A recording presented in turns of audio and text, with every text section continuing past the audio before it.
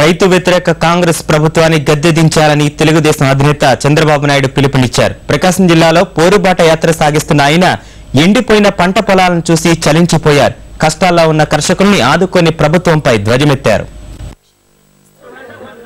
ప్రకాశం జిల్లాలో తెదేపా అధినేత చంద్రబాబు చేపట్టిన రైతు పోరుబాట యాత్రకు విశేష స్పందన లభించింది. ఎద్దనపూడి మండలం అనంతవరం నుంచి ఆయన పాదయాత్ర ప్రారంభమైంది. చిల్లూకూరువారిపాలెం, వింజనంపాడులో వర్షాలు లేక నష్టపోయిన పంటలను పరిశీలించారు. కర్షకుల ఆవేదనలు విన్నారు. రైతులు సంఘటితంగా ఉండి పోరాటాలు చేసినప్పుడే గిట్టుబాటు ధరలు వస్తాయని పిలుపునిచ్చారు.